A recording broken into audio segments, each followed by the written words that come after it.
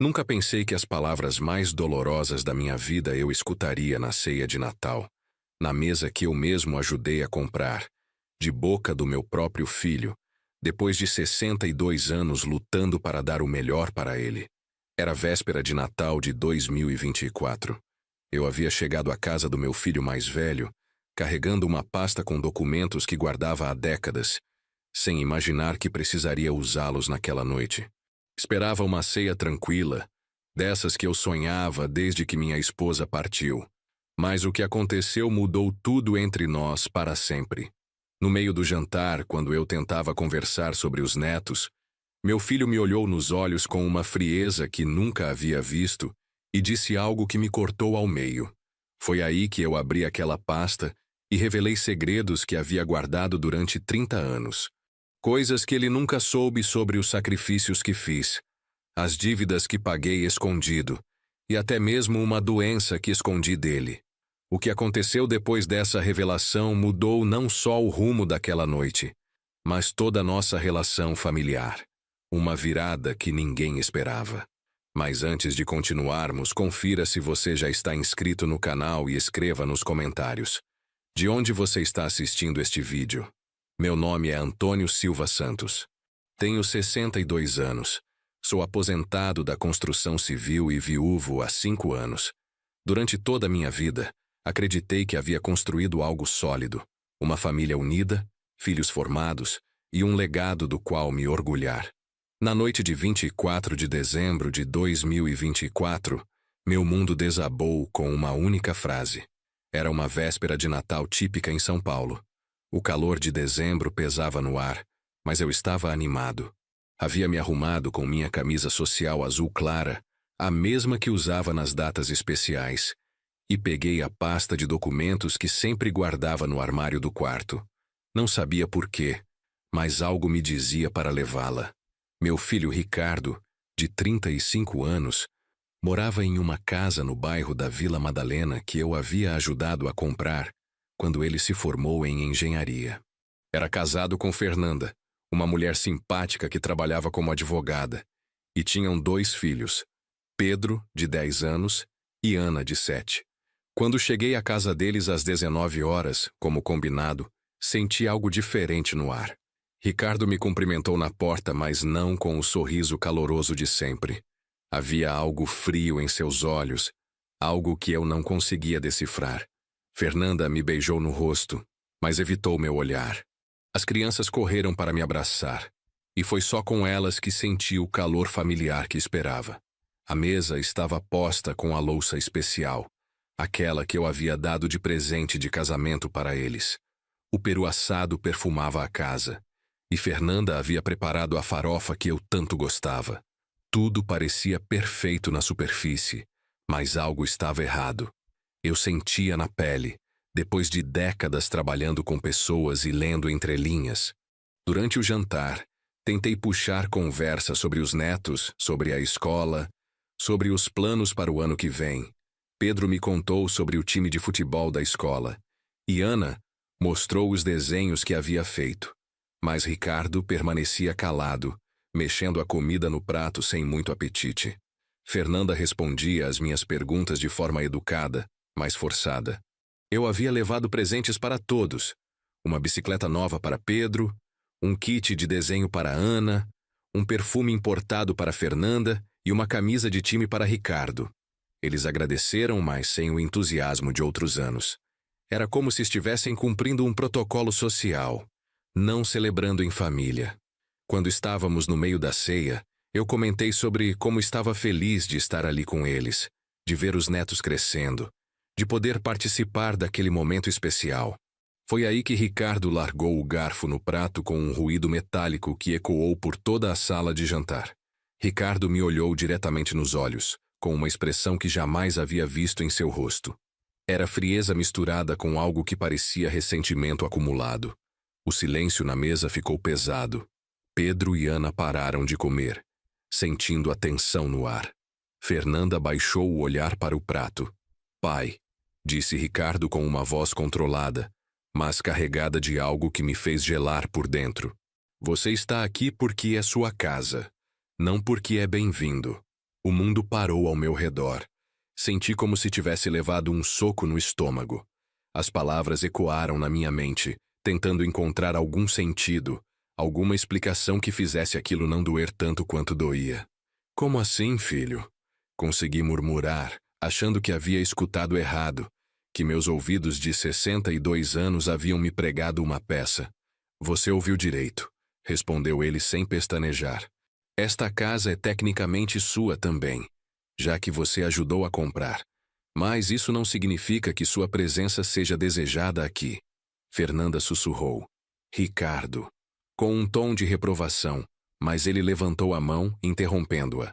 Pedro e Ana nos olhavam assustados, sem entender o que estava acontecendo. Eu senti meu peito apertar, como se o ar tivesse ficado mais pesado. Tentei processar aquelas palavras. Este era o mesmo menino que corria para meus braços quando eu chegava do trabalho. O mesmo que me chamava de herói quando o ajudava com a lição de casa. O mesmo que chorou no meu ombro quando sua mãe morreu. Como era possível que esse mesmo homem estivesse me dizendo que eu não era bem-vindo na casa que ajudei a construir? Ricardo, não fale assim com seu pai. Interveio Fernanda com a voz trêmula. Mas ele continuou implacável. Não, Fernanda. É hora de as coisas ficarem claras. Papai precisa entender que não pode mais aparecer aqui sempre que quer, intrometendo-se na nossa vida, dando palpites sobre como educar meus filhos, sobre como eu deveria administrar meu dinheiro. Minha mente começou a trabalhar rapidamente. Palpites sobre como educar os netos, intromissões. Eu sempre tentei ajudar, oferecer a experiência de quem já havia criado 3 filhos. Nunca pensei que isso fosse visto como intromissão. Do que você está falando, filho? Perguntei, tentando manter a calma, embora por dentro sentisse que o chão estava se movendo sob meus pés. Você sabe muito bem do que estou falando, replicou Ricardo. Toda vez que vem aqui, tem alguma sugestão sobre nossa vida. Como se nós não fôssemos capazes de cuidar de nossa própria família. A acusação me atingiu como um raio. Durante todos esses anos, eu pensava que estava sendo um avô presente, um pai cuidadoso. Oferecia conselhos porque queria ajudar, porque tinha experiência. Nunca imaginei que isso pudesse ser interpretado como falta de confiança neles. Filho, se alguma vez pareceu que eu estava interferindo, não era essa minha intenção. Eu só queria ajudar, compartilhar o que aprendi ao longo da vida. Ajudar? Ricardo riu amargamente. Como quando você disse que Pedro estava muito mimado, ou quando sugeriu que Fernanda deveria ficar mais tempo em casa com as crianças, ou quando questionou nossa decisão de colocar Ana em aulas de balé. Cada exemplo que ele citava me acertava como uma pedrada. Eu me lembrava dessas conversas, mas na minha memória eram diálogos normais entre família. Eu realmente havia dito essas coisas, mas sempre pensando no bem-estar dos meus netos. Ricardo, disse Fernanda suavemente, talvez possamos conversar sobre isso de outra forma. Não, Fernanda. Já conversamos sobre isso em casa várias vezes. Decidimos que era hora de estabelecer limites. Estabelecer limites. Aquelas palavras me cortaram mais fundo que a primeira frase. Eles haviam conversado sobre mim, decidido que eu era um problema em suas vidas. Olhei ao redor da mesa. Pedro brincava nervoso com o guardanapo. Ana tinha os olhos cheios de lágrimas, sem entender por que o vovô e o papai estavam brigando na ceia de Natal. Fernanda mordia o lábio inferior, claramente desconfortável com a situação, mas não contradizendo o marido. Vocês conversaram sobre mim. Disse mais para mim mesmo do que para eles. Decidiram que eu sou um estorvo. Não é isso, papai. Ricardo suspirou. É que você precisa entender que temos nossa própria vida. Não precisamos que você resolva nossos problemas ou nos diga como viver. Resolver problemas? Repeti, sentindo uma mistura de dor e indignação começando a crescer no meu peito. Que problemas eu resolvi sem ser pedido? Ricardo hesitou por um momento, como se não esperasse que eu questionasse diretamente. Bem, como quando você pagou a prestação do carro do mês passado sem nos consultar. Ou quando você apareceu aqui com aquele dinheiro para a escola das crianças. Aquelas atitudes que eu havia feito pensando em ajudar, em aliviar as preocupações financeiras deles, estavam sendo vistas como intromissão. Eu havia percebido que Ricardo estava preocupado com algumas contas e naturalmente ofereci ajuda. Era isso que família fazia, não era? Você está reclamando porque eu quis ajudar vocês financeiramente? Não é sobre o dinheiro, pai. Ricardo respondeu, mas sua voz soava menos firme. É sobre você assumir que precisamos da sua ajuda sem nem perguntar se queremos. Fernanda colocou a mão no braço do marido, como se quisesse que ele parasse por ali. Mas eu senti que precisávamos chegar ao fundo daquela conversa. Não podia deixar as coisas pela metade. Então você está dizendo que quando eu vejo minha família passando dificuldades, eu deveria ficar de braços cruzados? Você deveria perguntar se queremos ajuda antes de assumir que precisamos, respondeu Ricardo. E se eu tivesse perguntado, você teria aceito?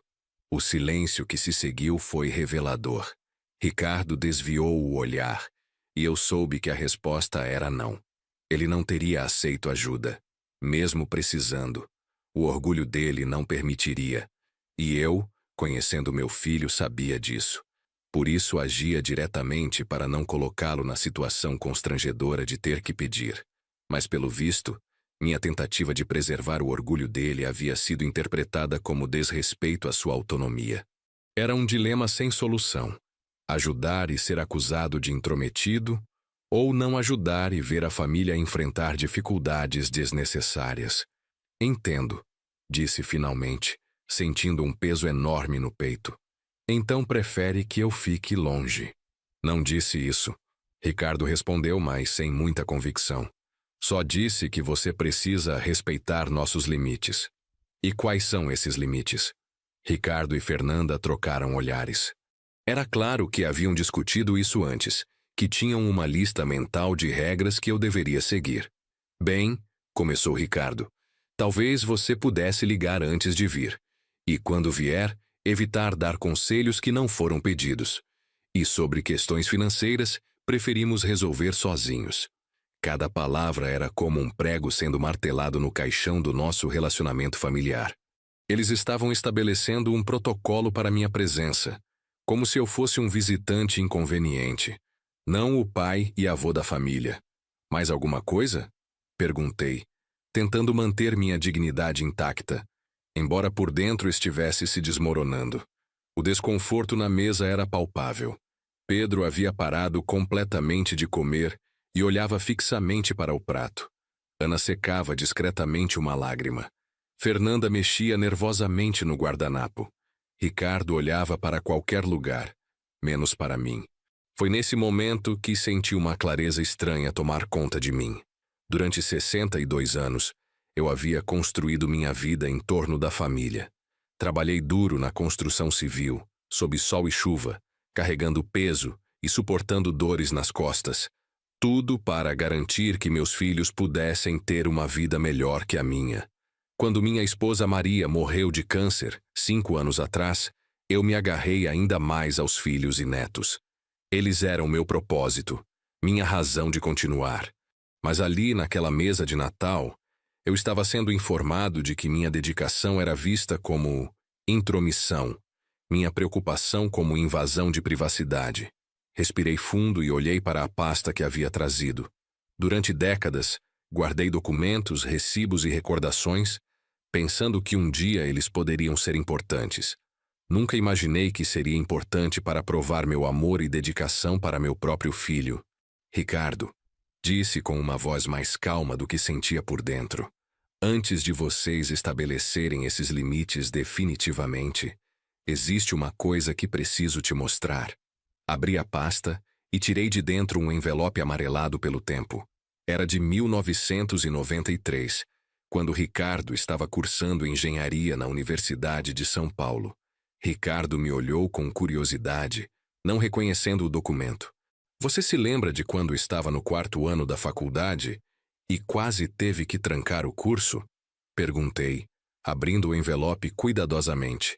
Ricardo franziu a testa. Vagamente. Por quê? Tirei de dentro do envelope uma série de recibos e documentos. Você se lembra de ter me contado que não conseguiria pagar a matrícula do último ano porque tinha perdido o estágio? Lembro que resolvemos isso de alguma forma, Ricardo respondeu, ainda não entendendo onde eu queria chegar. Resolvemos, repeti, colocando os recibos sobre a mesa. Você sabe como resolvemos? Fernanda se inclinou para olhar os documentos. Eram recibos de empenho de uma casa, a casa onde eu morava na época. Minha primeira casa própria, que havia conquistado depois de 20 anos pagando aluguel. Eu empenhei minha casa para pagar sua faculdade, disse simplesmente. Fiquei 2 anos pagando juros altíssimos para o agiotas, correndo o risco de perder tudo para que você pudesse se formar. O silêncio na mesa mudou completamente de qualidade. Não era mais desconforto ou tensão. Era choque. Ricardo pegou um dos recibos e o examinou, como se não conseguisse acreditar no que estava vendo. Pai, eu não sabia. Claro que não sabia, porque eu nunca te contei. Continuei tirando documentos da pasta. O segundo envelope continha recibos de um empréstimo que fiz em 2008. Você se lembra da crise financeira de 2008? Quando sua pequena empresa de consultoria quase faliu. Ricardo assentiu lentamente, seus olhos fixos nos documentos que eu colocava sobre a mesa. Você me disse que havia encontrado um investidor que salvou seu negócio, que um anjo da guarda apareceu do nada e emprestou R$50 mil sem juros, só pedindo para ser pago quando fosse possível. Um investidor anônimo, murmurou Ricardo, e vi em seus olhos o momento exato em que ele entendeu. Era eu, confirmei. Peguei um empréstimo no banco usando minha aposentadoria como garantia. Fiquei 3 anos pagando esse dinheiro, trabalhando como pedreiro aos sábados e domingos, mesmo já aposentado para quitar a dívida. Fernanda cobriu a boca com a mão.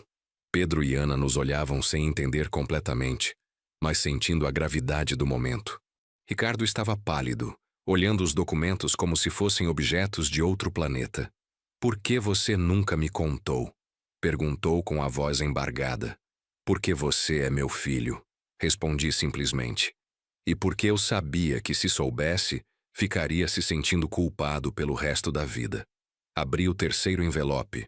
Dentro havia exames médicos, receitas e relatórios de médicos. Ricardo olhou para os papéis sem entender imediatamente o que eram.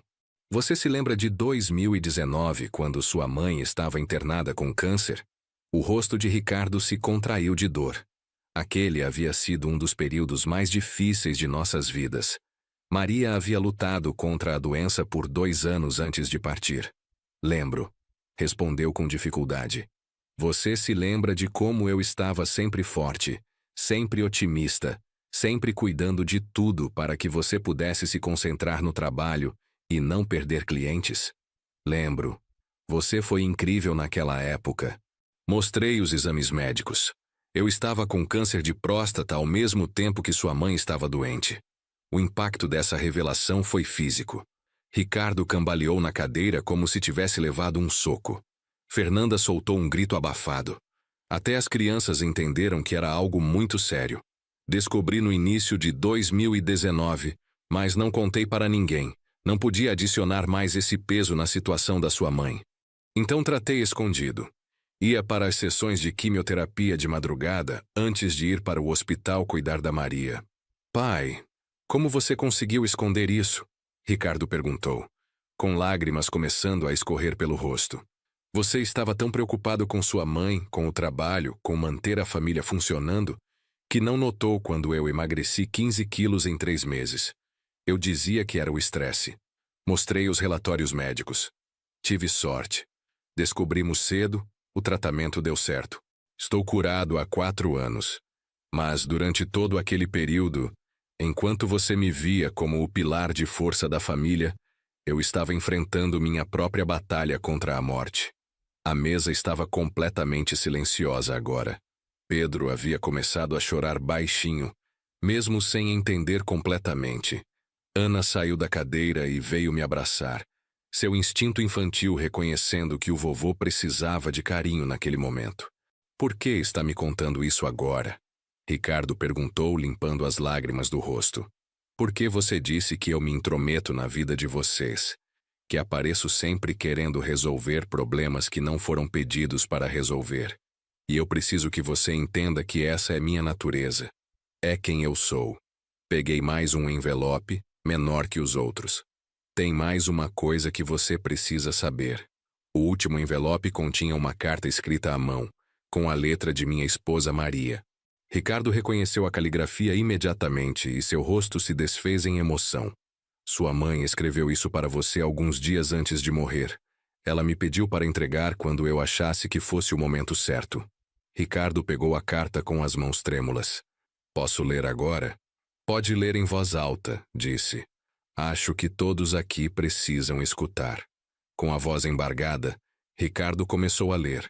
Meu querido filho Ricardo, se você está lendo esta carta, é porque seu pai achou que era necessário você saber algumas coisas. Primeiro, quero que saiba que você é a maior fonte de orgulho da minha vida.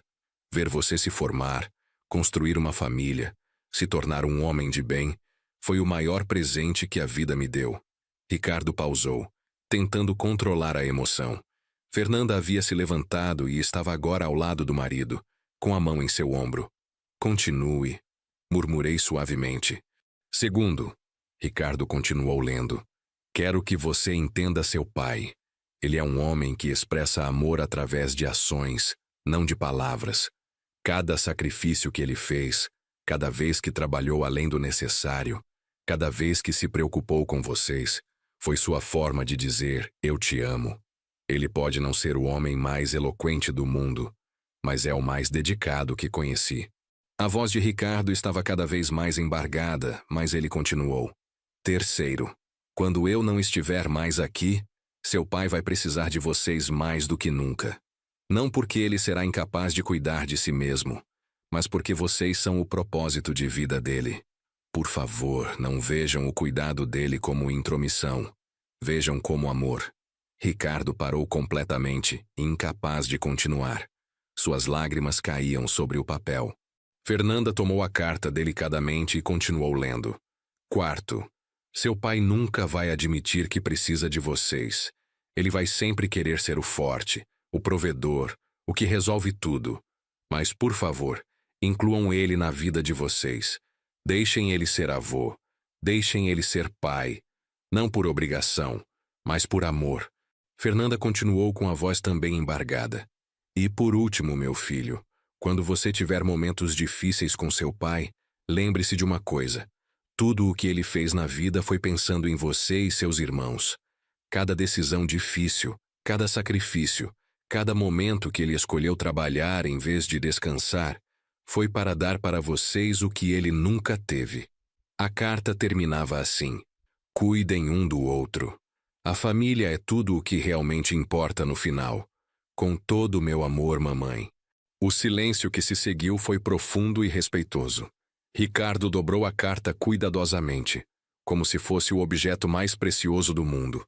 Ana ainda estava agarrada em mim, e Pedro havia se aproximado também.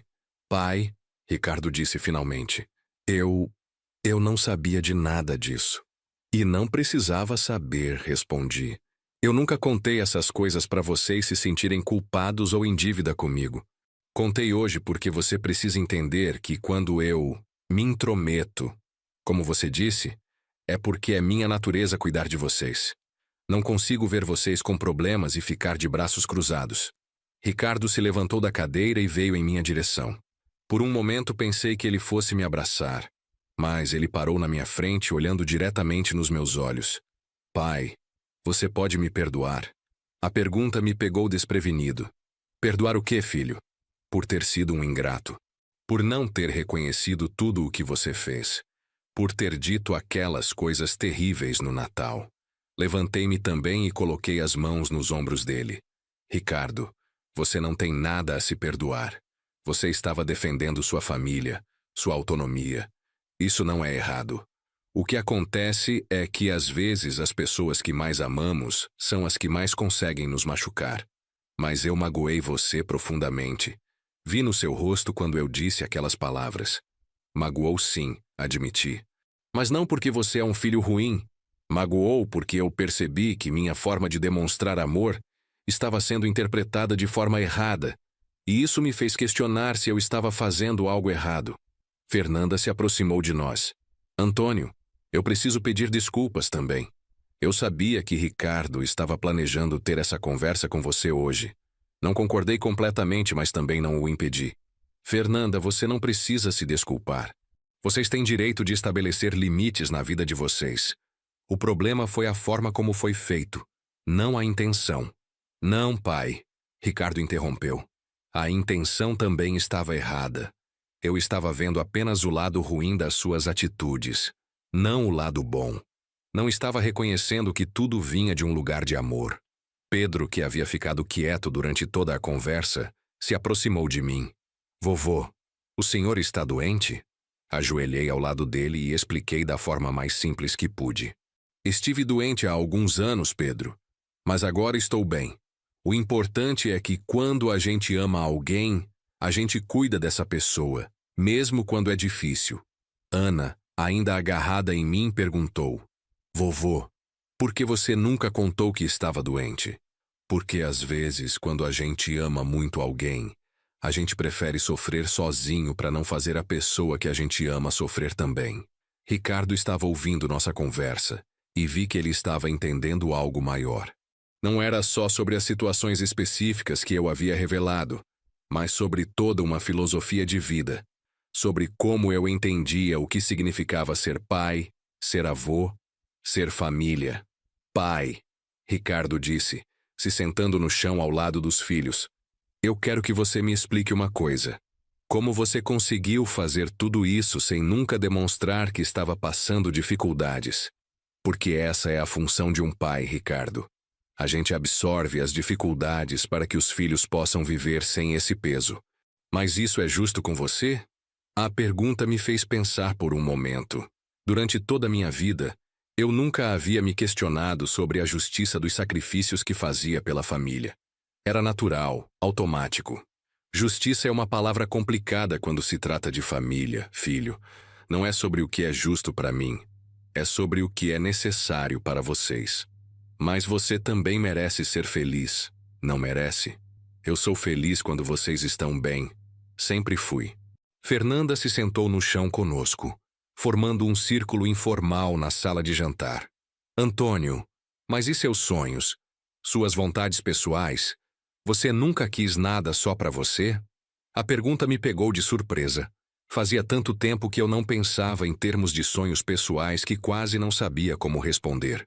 Eu tinha sonhos, admiti após um momento de reflexão. Queria viajar para o Nordeste, conhecer as praias de lá, queria aprender a tocar violão. Queria ter um pequeno sítio para plantar algumas coisas. E por que nunca fez isso? Perguntou Ricardo. Porque sempre aparecia algo mais importante. A faculdade de vocês, o casamento, os netos, as dificuldades financeiras. Meus sonhos podiam esperar, mas eles esperaram para sempre, observou Fernanda suavemente.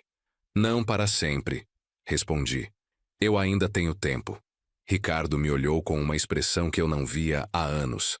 Era admiração misturada com uma tristeza profunda. Pai, eu roubei seus sonhos. Não roubou nada, filho. Eu escolhi abrir mão deles. Mas essa escolha teve um custo para você. Teve. Mas o custo de não ter feito essas escolhas teria sido maior para mim. Ana, que estava ouvindo a conversa com a atenção séria que só as crianças conseguem ter, perguntou: Vovô, agora você pode realizar seus sonhos? A pergunta de Ana me fez sorrir pela primeira vez naquela noite. Posso sim, minha netinha. E sabe o que mais? Agora eu posso realizar eles com vocês. Pedro se animou. Podemos ir para o Nordeste nas férias? Podem sim, respondi olhando para Ricardo. Se o papai de vocês deixar. Ricardo estava com os olhos cheios de lágrimas novamente. Pai, claro que podemos. E sabe o que mais? Eu quero ajudar você a realizar todos esses sonhos que você deixou de lado. Ricardo, você não precisa fazer isso por culpa. Não é por culpa. É porque eu quero. Porque agora eu entendo que cuidar um do outro é o que família faz. Fernanda se levantou e foi buscar algo na cozinha. Voltou com uma garrafa de vinho e copos. Acho que precisamos fazer um brinde. Fernanda serviu o vinho para os adultos e suco para as crianças. Suas mãos tremiam ligeiramente enquanto derramava o líquido nos copos, ainda processando tudo o que havia ouvido naquela noite. Um brinde a quê? Perguntou Ricardo, pegando seu copo. A família de verdade, respondi sem hesitar. A família que não esconde as dificuldades, mas também não esconde o amor. Levantamos nossos copos, inclusive Pedro e Ana com seus copos de suco. Era um momento solene, diferente de qualquer brinde que já havíamos feito. Havia peso naquele momento, como se estivéssemos selando um novo pacto familiar. A família, dissemos juntos. Depois de beber, Ricardo voltou a se sentar e me olhou com uma expressão pensativa. Pai, eu tenho uma pergunta que pode ser difícil de responder. Pode fazer? Durante todos esses anos, você alguma vez se arrependeu dos sacrifícios que fez? A pergunta me fez refletir profundamente. Era uma questão que eu nunca havia me permitido considerar totalmente, porque arrependimento parecia uma traição aos próprios princípios que guiavam minha vida. Arrependimento é uma palavra complicada. Comecei lentamente. Eu nunca me arrependi de ter escolhido vocês em primeiro lugar. Mas algumas vezes me perguntei como seria minha vida se tivesse feito algumas escolhas diferentes. Como assim? Insistiu Ricardo. Por exemplo, quando eu tinha 40 anos, recebi uma proposta para trabalhar em uma construtora em Brasília. O salário era muito melhor, tinha plano de saúde excelente, possibilidades de crescimento.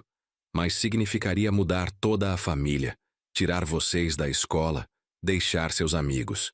E o que aconteceu? Eu recusei. Pensei que a estabilidade de vocês era mais importante que minha progressão profissional. Às vezes me pergunto como seria nossa vida se eu tivesse aceito aquela proposta. Fernanda se inclinou para a frente. Você se arrepende de não ter aceito? Não me arrependo da decisão, mas reconheço que ela teve consequências. Se tivesse aceito, provavelmente teria uma aposentadoria melhor hoje. Talvez tivesse conseguido pagar a faculdade do Ricardo sem precisar empenhar a casa. Mas nós poderíamos não ter nos dado tão bem em Brasília, observou Ricardo. Eu tinha meus amigos aqui, minha escola. Exato. É por isso que não me arrependo. Na época, com as informações que eu tinha, tomei a melhor decisão possível pensando no bem-estar da família. Pedro, que estava acompanhando a conversa com interesse, perguntou: Vovô, o que é mais importante, ter mais dinheiro ou ficar perto da família? A pergunta do meu neto me fez sorrir. Aquela inocência infantil às vezes tocava no cerne das questões mais complexas da vida adulta. Pedro, essa é uma pergunta muito inteligente. E sabe qual é a resposta? Ele balançou a cabeça esperando. É que o dinheiro só é importante quando a gente não tem o suficiente para cuidar da família. Depois que a gente tem o necessário, ficar perto de quem a gente ama é muito mais importante. Então o vovô fez a escolha certa? Fiz sim, meu neto. Ana, não querendo ficar de fora da conversa, perguntou: Vovô, o senhor ainda quer aprender a tocar violão? Quero sim, netinha. Eu posso ensinar o senhor. Estou aprendendo na escola de música. Todos riram, e percebi como aquele momento estava sendo curativo. Não apenas por causa das revelações e pedidos de desculpas, mas por causa dessa conexão genuína que estava emergindo entre nós. Seria uma honra aprender com você, Ana. Respondi. Ricardo estava observando a interação entre mim e os filhos dele com uma expressão que não via há muito tempo. Era ternura misturada com gratidão. Pai, ele disse suavemente, eu quero propor uma coisa. Que tipo de proposta? Perguntei curioso. Que tal se a gente estabelecesse uma nova tradição familiar?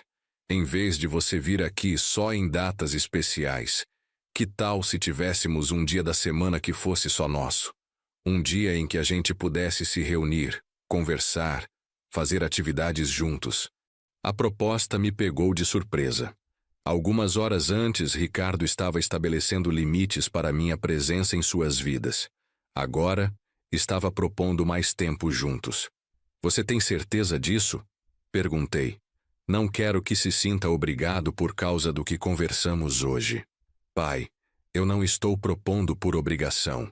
Estou propondo porque hoje eu percebi que desperdicei muito tempo sendo orgulhoso demais para admitir que queria meu pai por perto. Fernanda assentiu. Eu apoio a ideia. Acho que seria bom para as crianças terem mais tempo com o avô. E para nós adultos também, acrescentou Ricardo.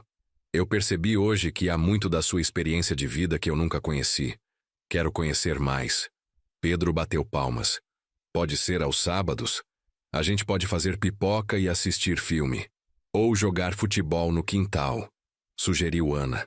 Ver meus netos tão entusiasmados com a ideia de passarmos mais tempo juntos aqueceu meu coração de uma forma que eu não sentia há muito tempo. Então está decidido, disse Ricardo. Sábados serão nosso dia oficial de família. Mas tem uma condição, acrescentei, e todos me olharam com curiosidade. Se em algum momento vocês precisarem do sábado para outras coisas, me avisem sem problema. Não quero que se sintam presos a essa tradição. Pai, Ricardo riu. Você não entendeu ainda. Nós queremos isso. Não é uma obrigação, é um desejo. Fernanda se levantou e começou a recolher os documentos que eu havia espalhado sobre a mesa. Antônio, você quer que eu guarde essas coisas para você? Na verdade, disse, eu gostaria de deixar esses documentos com vocês. Por quê? Porque agora vocês conhecem a história completa. Esses papéis fazem parte da história da nossa família. Acho que devem ficar aqui para que as crianças possam conhecer essa história quando crescerem. Ricardo pegou a carta da mãe dele da mesa. Principalmente esta. Eu quero reler várias vezes. Sua mãe sempre foi mais sábia que eu. Observei. Ela sabia que um dia precisaríamos dessa conversa. Por que ela não falou essas coisas diretamente para mim quando estava viva? Porque às vezes as verdades mais importantes só podem ser ouvidas no momento certo. Se ela tivesse te dito essas coisas quando estava doente, você poderia ter interpretado como despedida dramática. E agora? Agora você pode ouvir como conselhos de uma mãe sábia para um filho que ela amava muito. Pedro, que estava folheando alguns dos documentos, obviamente sem entender completamente o que significavam, perguntou: Vovô, por que os adultos fazem as coisas tão complicadas? Como assim, Pedro? Por que não falam logo o que estão sentindo? Por que guardam segredos? A pergunta me fez rir, mas também me fez pensar. Sabe, Pedro, você tem razão. Às vezes os adultos complicam as coisas porque acham que estão protegendo as pessoas que amam, mas às vezes acabam criando mais problemas. Então é melhor sempre falar a verdade? É melhor sempre falar a verdade com amor, corrigi. A verdade sem amor pode machucar. O amor sem verdade pode enganar. Os dois juntos são o melhor caminho. Ana assentiu gravemente. Como o vovô fez hoje. Exato, netinha. Ricardo estava ouvindo nossa conversa com atenção. Pai, essa é uma lição que eu preciso aprender melhor. Hoje eu falei minha verdade, mas sem amor. Foi por isso que doeu tanto. E eu guardei minha verdade por tanto tempo que quase a perdi completamente. Respondi. Os dois erramos, filho. O importante é que aprendemos. Fernanda, que havia terminado de organizar os documentos, voltou a se sentar conosco. Posso fazer uma sugestão para nossa nova tradição de sábado? Claro, disse Ricardo. Que tal se cada sábado um de nós contasse uma história da família? Antônio deve ter muitas histórias que não conhecemos. Que tipo de histórias? Perguntou Pedro. Histórias de quando seu pai era criança, de como ele e sua avó se conheceram, dos primeiros anos de casamento, das travessuras que vocês faziam quando eram pequenos. Ricardo pareceu interessado. Pai, eu adoraria ouvir essas histórias. Percebo que conheço muito pouco sobre sua juventude. Tenho muitas histórias para contar, admiti. Algumas engraçadas, algumas tristes, algumas que podem ensinar alguma coisa.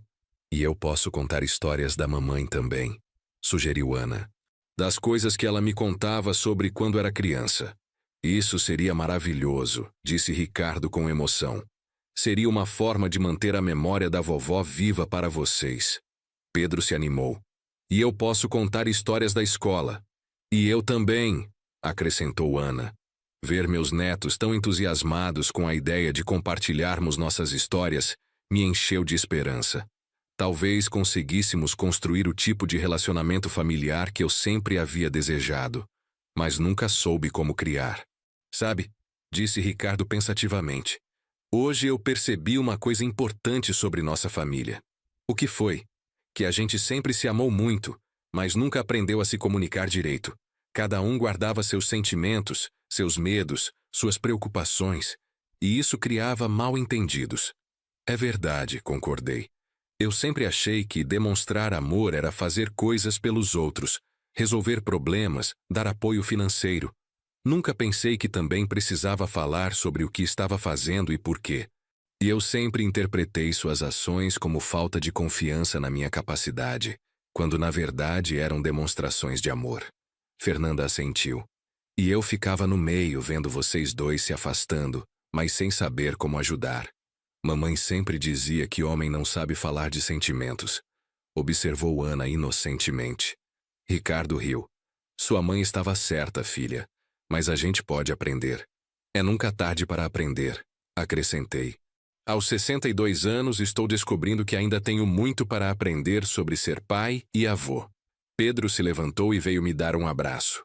Vovô, eu acho que o senhor já é um avô muito bom. E um pai muito bom também, disse Ricardo, se levantando para nos abraçar também. Fernanda e Ana se juntaram ao abraço, formando um grupo familiar apertado na sala de jantar. Era um abraço diferente de qualquer outro que havíamos compartilhado. Havia uma honestidade emocional ali que nunca havia existido antes. Quando nos separamos, havia lágrimas nos olhos de todos, mas eram lágrimas de alívio e reconciliação, não de dor. Pai, disse Ricardo, eu tenho um pedido a fazer. Diga. Quero que você me ensine sobre o trabalho na construção civil. Quero entender melhor de onde você veio, o que enfrentou para chegar onde chegou. A sugestão me surpreendeu. Por que você quer saber sobre isso? Porque hoje eu percebi que conheço o homem que é meu pai, mas não conheço completamente o homem que você foi. Quero conhecer sua história completa, não só as partes que você considerava apropriadas para compartilhar. Algumas dessas histórias são duras, filho. Trabalhei em obras perigosas, passei por situações difíceis. Eu quero saber sobre as situações difíceis também. Faz parte de quem você é. Fernanda apoiou. Eu também gostaria de conhecer melhor sua história, Antônio. Sempre soube que você havia trabalhado duro, mas nunca entendi realmente o que isso significava. Está bem, concordei. Mas preparem-se. Não foi uma vida fácil. Comecei a trabalhar aos 12 anos ajudando meu pai, que também era pedreiro. Naquela época não havia as leis de segurança que existem hoje. 12 anos? Exclamou Pedro. Eu tenho 10. Em 2 anos já posso trabalhar? Ricardo riu. Não, Pedro. Hoje em dia as crianças não podem trabalhar. Elas têm que estudar e brincar. Exato. Confirmei. Hoje vocês têm uma infância que eu não tive. E foi justamente para garantir isso que trabalhei tanto. Conte mais, pediu Ana. Bem, minha primeira obra foi um prédio de apartamentos na Zona Norte. Eu carregava tijolos, misturava massa, fazia os serviços mais simples. Ganhava muito pouco, mas cada centavo era importante para ajudar em casa. O vovô tinha irmãos? Perguntou Pedro. Tinha 5 irmãos e 2 irmãs. Éramos 9 filhos no total. Meu pai ganhava pouco, então todos os filhos homens começaram a trabalhar cedo para ajudar na renda familiar. E suas irmãs? Naquela época, as mulheres não trabalhavam fora de casa. Elas ajudavam minha mãe com os afazeres domésticos e cuidavam dos irmãos menores. Ricardo estava ouvindo com fascínio. Pai, como você conseguiu estudar trabalhando desde os 12 anos? Estudei à noite. Quando terminava o trabalho na obra, corria para a escola. Muitas vezes chegava atrasado, sujo de cimento, com as mãos machucadas. Alguns professores reclamavam, outros entendiam a situação. E foi difícil conciliar trabalho e estudo. Muito difícil. Teve épocas em que pensei em desistir. Estava sempre cansado, às vezes dormia na carteira durante as aulas. Mas minha mãe sempre dizia: Antônio, estudo é a única coisa que ninguém pode tirar de você. Fernanda se emocionou. Sua mãe era sábia. Ela mal sabia ler e escrever, mas entendia o valor da educação. Por isso eu sempre fiz questão de que vocês estudassem sem se preocupar com dinheiro. Pai, disse Ricardo com a voz embargada. Agora eu entendo por que você ficava tão orgulhoso quando eu trazia boas notas da escola. Cada nota boa sua era uma vitória para mim. Era a prova de que meus sacrifícios estavam valendo a pena. Pedro levantou a mão como se estivesse na escola. Vovô, o senhor tem saudade daquele tempo? Saudade das pessoas, sim. Saudade das dificuldades, não. Mas foram aquelas dificuldades que me ensinaram a valorizar tudo o que conquistei depois. E quando o senhor conheceu a vovó? Um sorriso nostálgico se espalhou pelo meu rosto ao lembrar de Maria. Conheci sua avó quando tinha 22 anos. Eu estava trabalhando na reforma de uma padaria no bairro dela. E foi amor à primeira vista? Perguntou Ana romanticamente. Para mim foi. Ela era a moça mais bonita que eu já tinha visto. Cabelos castanhos compridos, olhos verdes, sorriso que iluminava qualquer ambiente. E para ela, riu Fernanda. Para ela, eu era só o pedreiro sujo que sempre passava em frente à casa dela no horário do almoço. Todos riram e continuei. Levei 3 meses para juntar coragem de falar com ela. Todo dia eu passava por lá e a cumprimentava. Ela respondia educadamente, mas nada mais. Como você conseguiu chamar-se a atenção dela? Perguntou Ricardo. Um dia estava chovendo muito forte e eu vi ela na parada de ônibus sem guarda-chuva. Ofereci a minha capa de chuva e insisti para que ela aceitasse, mesmo sabendo que eu chegaria em casa encharcado. E funcionou? No dia seguinte ela apareceu na obra para devolver minha capa. Tinha lavado e passado. Foi aí que conseguimos conversar de verdade pela primeira vez. Pedro bateu palmas. Que romântico! Sua avó sempre dizia que foi minha gentileza que conquistou ela, não minha aparência. Ri. Quanto tempo vocês namoraram? Perguntou Fernanda. 2 anos. Naquela época, namoro era coisa séria. Eu tinha que pedir permissão para o pai dela para visitá-la aos domingos. Ficávamos conversando na sala, sempre com a família por perto. E quando decidiram casar? Quando eu consegui um emprego melhor, como encarregado de obras. O salário era suficiente para sustentar uma família. Naquela época, homem só casava quando tinha condições de sustentar a esposa. E a vovó trabalhava? Não. Depois que casamos, ela se dedicou completamente à casa e aos filhos. Foi uma mãe maravilhosa para vocês. Ricardo ficou pensativo. Pai, vocês tiveram uma vida muito diferente da nossa.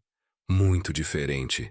Éramos mais simples, tínhamos menos opções, mas talvez tivéssemos mais clareza sobre nossas prioridades. Que prioridades? Família, trabalho honesto, educação dos filhos.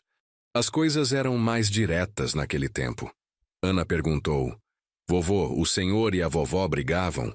Claro que brigávamos, netinha. Todo casal briga, mas sempre nos respeitávamos, mesmo durante as discussões. E sobre o que vocês brigavam? Principalmente sobre dinheiro. Eu sempre queria economizar mais, ela queria gastar um pouquinho a mais com coisas para casa ou para vocês quando eram crianças. E quem ganhava essas brigas? Riu Pedro. Sua avó sempre ganhava, admiti sorrindo. Ela tinha uma forma muito inteligente de argumentar. Nunca gritava, nunca fazia drama. Apenas apresentava seus pontos de vista com tanta lógica que eu acabava concordando. Ela devia ser muito inteligente, observou Fernanda. Era muito mais inteligente que eu em muitas coisas, principalmente nas questões emocionais da família. Eu entendia de trabalho e dinheiro, mas ela entendia de gente. Ricardo se inclinou para a frente. Pai, você sente falta dela? Todo dia, respondi sem hesitar, principalmente em momentos como este. Ela saberia exatamente o que dizer, como agir. Eu sempre fui melhor nas ações práticas. Ela era melhor nas palavras certas. Acho que ela estaria orgulhosa de como você lidou com a situação hoje, disse Fernanda suavemente. Espero que sim. Ainda estou aprendendo a fazer as duas coisas, as ações práticas e as palavras certas. Ana se levantou e foi buscar algo em seu quarto. Voltou com um desenho. Vovô, eu fiz isso na escola semana passada. Era um desenho da nossa família. Eu, Ricardo, Fernanda, Pedro e Ana. Mas no céu havia uma figura feminina com asas. É a vovó, explicou Ana. A professora disse que as pessoas que a gente ama continuam cuidando da gente mesmo depois que vão para o céu. O desenho me emocionou profundamente. Maria estava ali, representada com todo o amor inocente de uma criança de 7 anos. Está lindo, Ana. Posso ficar com ele? Claro, fiz para o senhor. Ricardo estava olhando o desenho por cima do meu ombro. Sabe, pai, às vezes sinto como se ela ainda estivesse aqui orientando a gente. Está, disse com convicção. Quando você decidiu me dar chance de explicar meu lado hoje, quando conseguimos conversar de coração aberto, quando resolvemos criar essa nova tradição familiar, tudo isso tem o jeito da sua mãe de resolver as coisas. Como assim? Ela sempre acreditava que qualquer problema familiar podia ser resolvido com conversa honesta e muito amor. Era o método dela. Pedro bocejou. O emocional da noite estava cobrando seu preço nas crianças. Fernanda percebeu. Acho que está na hora das crianças irem dormir. Já passou muito da hora delas. Mas eu não quero que o vovô vá embora ainda, reclamou Ana. Não se preocupe, netinha. Agora eu vou vir aqui todo sábado. E se vocês quiserem, posso ligar para vocês durante a semana também. Pode mesmo? Perguntou Pedro animado. Claro. Agora que a gente aprendeu a conversar direito, vamos conversar sempre que vocês quiserem. Depois que Ricardo e Fernanda levaram as crianças para escovar os dentes e colocar o pijama, ficamos eu e ele sozinhos na sala por alguns minutos. Pai, ele disse, tem uma coisa que eu preciso te perguntar, e quero uma resposta bem honesta. Pode perguntar. Você me perdoa mesmo? De verdade? A pergunta me pegou desprevenido pela sua simplicidade e sinceridade. Ricardo, não há nada para perdoar. Claro que há. Eu disse coisas terríveis para você. Magoei profundamente o homem que sempre fez tudo por mim. Filho, você estava tentando proteger sua família e sua autonomia. Não há nada de errado nisso. Mas a forma como fiz foi errada. Foi, admiti. Mas eu também errei. Deveria ter conversado com você sobre meus sentimentos antes de deixar as coisas chegarem a este ponto. Então, nós dois erramos? Nós dois erramos. E nós dois aprendemos. Isso é o que importa. Ricardo ficou em silêncio por um momento. Pai, eu quero que você saiba que você sempre foi meu herói. Mesmo quando eu estava sendo ingrato, mesmo quando estava estabelecendo limites, no fundo eu sempre te admirei. Por quê? Por sua força, sua determinação, sua capacidade de sempre encontrar uma solução. Mesmo hoje, quando eu estava sendo cruel, você encontrou uma forma de nos unir novamente. Não foi só eu, filho.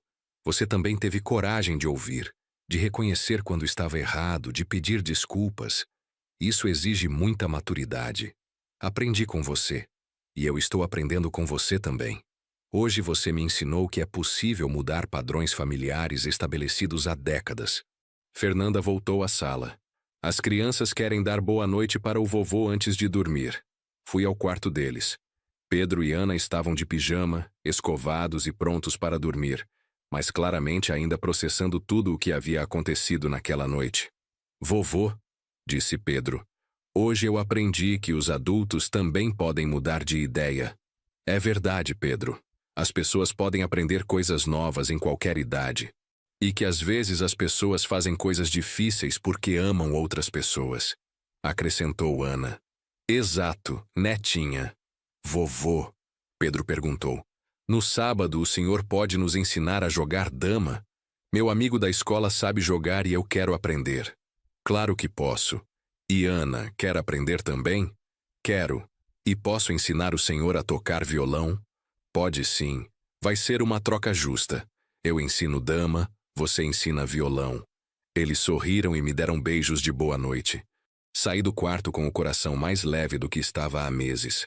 De volta à sala, Ricardo e Fernanda estavam terminando de arrumar a mesa e guardar os documentos que eu havia trazido. Pai, disse Ricardo, antes de você ir embora, quero propor mais uma coisa. O que é? Que tal se amanhã nós fôssemos visitar o túmulo da mamãe juntos? Faz tempo que não vamos lá, e depois de tudo o que conversamos hoje, acho que seria apropriado. A sugestão me tocou profundamente. Desde que Maria havia morrido, eu visitava seu túmulo sozinho toda semana. Ricardo ia ocasionalmente, mas nunca havíamos ido juntos regularmente. Seria ótimo, respondi. Ela ficaria feliz em saber que nos reconciliamos. E podemos levar flores. As rosas vermelhas que ela gostava, sugeriu Fernanda. Boa ideia. E podemos contar para ela sobre nossa nova tradição de sábados. Pai, disse Ricardo suavemente, posso fazer uma confissão? Claro. Eu parei de visitar o túmulo dela regularmente porque ficava muito triste. Mas agora percebo que a tristeza era porque eu sentia que havia decepcionado ela de alguma forma. Por que você se sentia assim? Porque sabia que ela queria que nossa família fosse unida, e eu sentia que estava falhando nisso. Ricardo, sua mãe nunca se decepcionaria com você. Ela te amava incondicionalmente. Eu sei disso racionalmente. Mas emocionalmente, sempre me senti como se não estivesse sendo o filho que ela queria que eu fosse. E que filho ela queria que você fosse? Um filho que cuidasse do pai dela, que mantivesse a família unida, que fosse grato pelos sacrifícios que vocês fizeram. E você não é tudo isso? Ricardo refletiu por um momento. Hoje eu percebi que sou sim, apenas não estava demonstrando da forma certa. Fernanda se aproximou de nós. Antônio, posso fazer uma observação? Claro. Hoje eu vi algo muito bonito acontecer aqui. Vi 3 gerações da mesma família aprendendo a se comunicar melhor. Pedro e Ana aprenderam que os adultos também têm sentimentos complexos. Ricardo aprendeu sobre os sacrifícios que você fez. E você aprendeu que demonstrar amor também inclui usar palavras, não apenas ações. É uma observação muito pertinente, Fernanda. Realmente foi uma noite de aprendizado para todos. E sabe o que é mais bonito? Continuou ela. É que agora temos uma base sólida para construir relacionamentos ainda melhores. Ricardo assentiu. Pai, eu sinto que hoje nós não apenas resolvemos um problema. Nós começamos uma nova fase da nossa relação. Uma fase baseada em honestidade e comunicação aberta. Completei. Gosto dessa ideia. Pai, tem mais uma coisa que eu quero te dizer. Diga. Eu quero que você saiba que, daqui para frente, pode contar comigo para qualquer coisa. Se precisar de ajuda, se quiser conversar, se tiver algum problema, eu quero estar presente. Da mesma forma que você sempre esteve presente para mim, acrescentou. Ricardo, isso significa muito para mim, mas quero que saiba que não estou dizendo isso para que se sinta obrigado a retribuir tudo o que fiz. Não é por obrigação, pai. É porque eu quero. Porque agora eu entendo que cuidar um do outro é o que família faz. Fernanda sorriu. E agora as crianças vão crescer vendo esse exemplo. Vão aprender que família significa apoio mútuo, não apenas nos momentos felizes, mas principalmente nos momentos difíceis. Exato, concordei. Elas vão ter uma compreensão melhor do que significa família do que nós tivemos quando éramos jovens. E quando elas crescerem e tiverem suas próprias famílias, vão poder passar esses valores adiante, disse Ricardo. Olhei ao redor da sala onde havíamos passado aquelas horas transformadoras. A mesa ainda tinha some vestígios da ceia de Natal, mas a atmosfera era completamente diferente de quando eu havia chegado. Sabe, disse pensativamente, quando cheguei aqui hoje, eu estava preparado para uma ceia normal de Natal. Nunca imaginei que sairia daqui com uma família renovada. E eu estava preparado para estabelecer distância, admitiu Ricardo. Nunca imaginei que sairia daqui querendo mais proximidade. Fernanda riu suavemente. Às vezes as melhores mudanças acontecem quando menos esperamos. Sua mãe costumava dizer isso, lembrei. Ela dizia que Deus tinha um senso de humor peculiar, sempre colocando as lições certas nos momentos mais inesperados. Ela estava certa, concordou Ricardo. Se alguém me dissesse ontem que hoje eu estaria aqui planejando passar mais tempo com meu pai, eu diria que era impossível. E se alguém me dissesse que eu seria capaz de abrir meu coração desta forma, eu também duvidaria, confessei. Olhei para o relógio na parede. Já passava das 11 da noite. Uma ceia que havia começado às 7 se transformou em uma jornada emocional de 4 horas. Acho que está na hora de eu ir para casa, disse, embora não quisesse que aquele momento terminasse. Pai, você tem certeza de que quer dirigir a esta hora? Pode ficar aqui hoje, dormir no sofá. Obrigado pelo oferecimento, filho, mas prefiro ir para minha casa. Preciso de um tempo para processar tudo o que aconteceu hoje. Eu entendo, disse Ricardo. Também preciso de tempo para digerir tudo.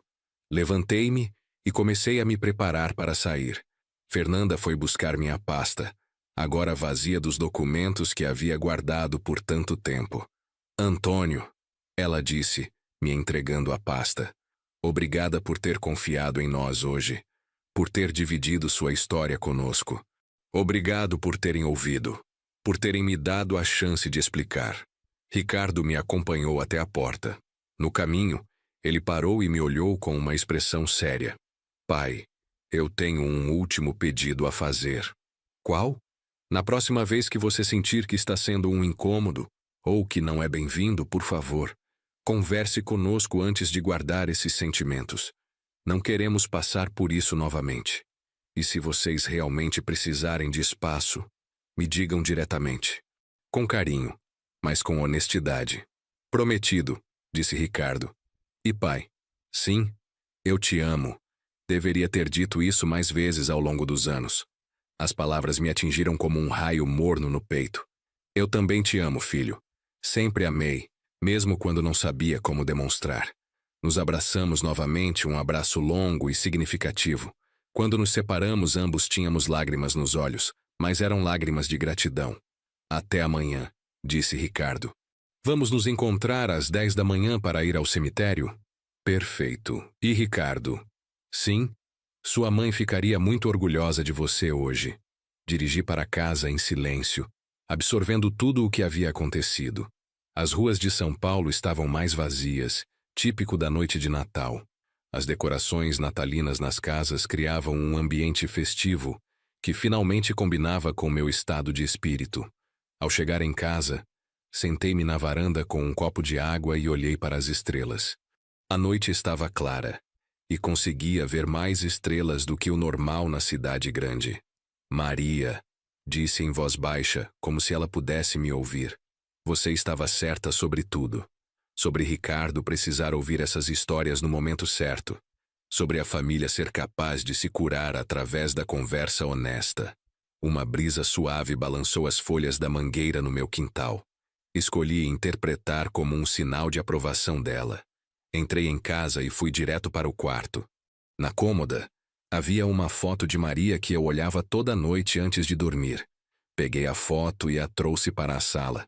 Obrigado, disse para a foto, por ter me ensinado que amor verdadeiro às vezes precisa de palavras, não apenas ações. Sentei-me na poltrona onde costumava assistir televisão e refleti sobre a transformação que havia acontecido naquela noite. Em algumas horas, um relacionamento que parecia estar se deteriorando havia se tornado mais forte do que nunca. Pensei nos meus netos, em como eles haviam absorvido toda aquela lição sobre família e comunicação. Pedro e Ana cresceriam sabendo que os adultos também enfrentam dificuldades, mas que essas dificuldades podem ser superadas com honestidade e amor. Não consegui dormir imediatamente. Minha mente estava muito ativa, processando todas as emoções e revelações da noite. Levantei-me e fui até o escritório, onde guardava algumas coisas de Maria. Abri uma gaveta e tirei um diário que ela mantinha. Nunca havia lido, respeitando sua privacidade mesmo depois de sua morte. Mas naquela noite senti que ela não se importaria. Folheei até encontrar entradas dos últimos meses de sua vida. Uma entrada de outubro de 2019 chamou minha atenção. Antônio está mais magro e pálido. Ele diz que é preocupação comigo, mas conheço meu marido há mais de 30 anos. Há algo mais. Ele está escondendo alguma coisa para não me preocupar. Espero que seja algo que possa ser resolvido. Meu coração não suportaria deixar este mundo sabendo que ele está sofrendo sozinho. Lágrimas escorreram pelo meu rosto. Mesmo doente, ela estava preocupada comigo. Mesmo enfrentando sua própria batalha contra a morte, ela percebia que eu também estava lutando. Continuei lendo. Havia várias entradas onde ela expressava preocupação comigo e com Ricardo. Ricardo está trabalhando demais, tentando manter tudo normal enquanto eu estou doente. Antônio está tentando ser forte para todos nós. Às vezes sinto que somos 3 pessoas afundando, cada uma tentando salvar as outras 2. Conversei com Ricardo hoje sobre seu pai. Ele admitiu que às vezes se sente sufocado pela preocupação constante de Antônio. Expliquei que essa é a forma do pai demonstrar amor. Espero que um dia ele entenda. A última entrada que encontrei foi escrita apenas 1 semana antes de ela morrer. Escrevi uma carta para Ricardo que pedi para Antônio entregar quando achar apropriado. Sei que depois que eu partir, eles vão precisar um do outro mais do que nunca. Mas também sei que são 2 homens orgulhosos que não sabem como expressar vulnerabilidade. A carta é minha tentativa de ajudá-los a se encontrarem quando eu não estiver mais aqui para fazer a mediação. Antônio vai sofrer muito com minha partida. Ele construiu sua vida inteira em torno da família. Sem mim, ele vai se agarrar ainda mais aos filhos e netos. Ricardo pode interpretar isso como invasão, quando na verdade é apenas um homem perdido tentando encontrar seu lugar no mundo. Espero que eles encontrem uma forma de se comunicarem melhor. Espero que Ricardo entenda que os sacrifícios de seu pai sempre vieram de um lugar de amor imenso. E espero que Antônio aprenda que demonstrar amor também significa dar espaço para os filhos cometerem seus próprios erros. Fechei o diário com cuidado. Maria havia previsto exatamente o que aconteceria conosco. Ela sabia que teríamos dificuldades, mas também acreditava que conseguiríamos superá-las. Voltei para o quarto e finalmente consegui dormir, com a sensação de que Maria estava de alguma forma orquestrando nossa reconciliação desde onde quer que estivesse. No dia seguinte, acordei mais cedo que o normal. O sol de dezembro já estava forte às 7 da manhã. Tomei banho, me barbeei com cuidado e escolhi uma roupa especial para visitar Maria. Às 10 horas em ponto, Ricardo tocou a campainha de casa.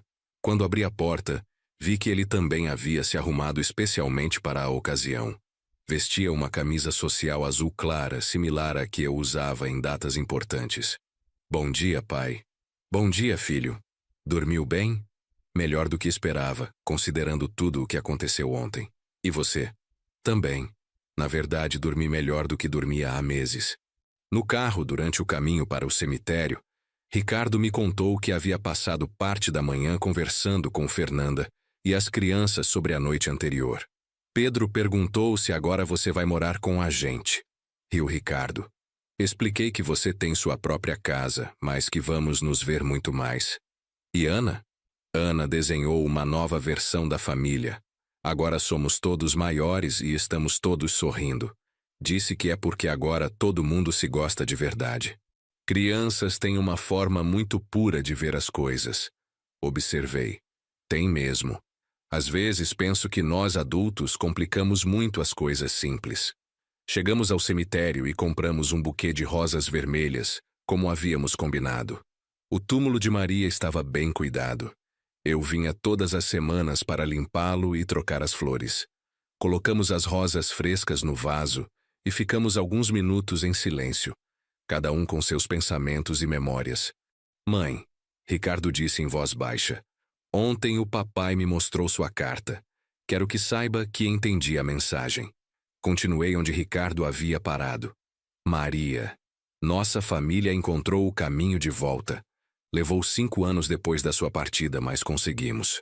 E agora vamos criar novas tradições, acrescentou Ricardo. Os sábados vão ser especiais. Pedro e Ana vão crescer conhecendo melhor a história da família. Ficamos mais alguns minutos em silêncio contemplativo. Havia algo profundamente restaurador em estar ali juntos, honrando a memória de Maria e celebrando nossa reconciliação. Pai, disse Ricardo quando estávamos voltando para o carro. Posso fazer uma confissão? Claro. Eu sempre senti que estava competindo com a memória da mamãe pelo seu amor. Como se você a amasse mais do que amava a nós, filhos. A confissão me pegou completamente desprevenido. Ricardo, por que você sentia isso? Porque depois que ela morreu, você falava dela com tanto amor, tanta saudade, que às vezes parecia que nós nunca conseguiríamos ser tão importantes para você quanto ela foi. Parei de caminhar e me virei para olhá-lo diretamente. Filho, o amor que sinto por sua mãe e o amor que sinto por vocês são completamente diferentes. Não há competição. Como assim? O amor conjugal é uma coisa. O amor de pai é outra completamente diferente. Um não diminui o outro. Eles coexistem e se fortalecem mutuamente. Nunca havia pensado nisso dessa forma. Sua mãe me ensinou a ser um homem melhor, e isso me fez ser um pai melhor. O amor que sinto por ela me deu mais capacidade de amar vocês, não menos.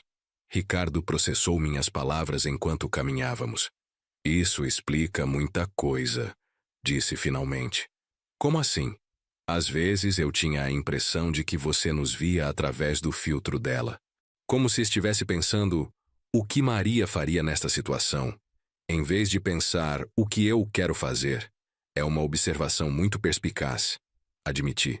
Talvez eu realmente tenha feito isso às vezes.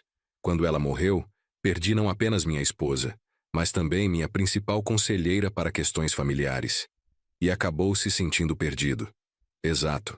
Ela sempre soube como lidar com situações delicadas. Eu sabia trabalhar, prover, resolver problemas práticos. Mas ela sabia como conversar, como mediar conflitos, como fazer todos se sentirem ouvidos. E quando ela não estava mais aqui, você tentou fazer as duas coisas: ser o provedor prático e ser o mediador emocional. Sim, mas não era muito bom na segunda parte. Pai, Ricardo riu. Depois de ontem posso dizer que você aprendeu bastante sobre mediação emocional. Aprendi sim, mas levou 5 anos e quase perder meu filho para entender como fazer. Chegamos ao carro e nos sentamos por um momento antes de partir. Havia algo libertador em finalmente entender as dinâmicas que haviam complicado nosso relacionamento. Sabe o que é interessante? Disse Ricardo.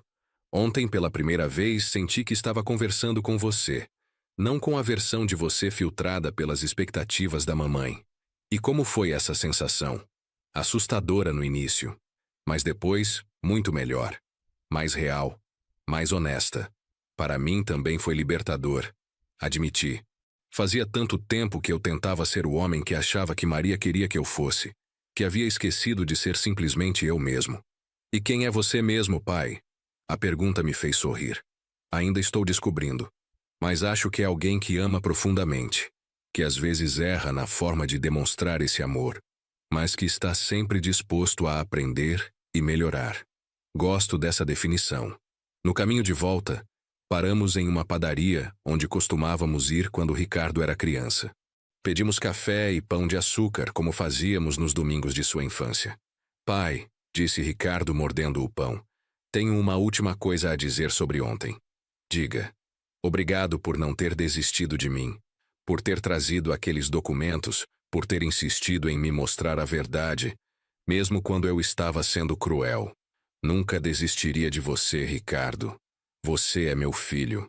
E obrigado por ter me ensinado, mesmo sem saber, que amor verdadeiro às vezes significa lutar pelas pessoas que amamos, mesmo quando elas nos rejeitam. Onde aprendeu isso? Vendo você cuidar da mamãe durante a doença. Vendo você cuidar de nós durante todos esses anos. Ontem, quando trouxe aqueles documentos, você estava lutando por nossa família novamente. Terminamos nosso café em um silêncio confortável. Era o tipo de silêncio que existe entre pessoas que se entendem profundamente. Quando nos despedimos em casa, Ricardo me deu um abraço diferente. Não era o abraço protocolar de sempre, mas um abraço de alguém que havia reencontrado seu pai. Até sábado, pai. Até sábado, filho. Enquanto o via partir, senti que finalmente havia cumprido a promessa silenciosa que fiz a Maria em seu leito de morte. Cuidar da família e mantê-la unida. A ceia de Natal de 2024 havia terminado. Nossa nova vida familiar estava apenas começando.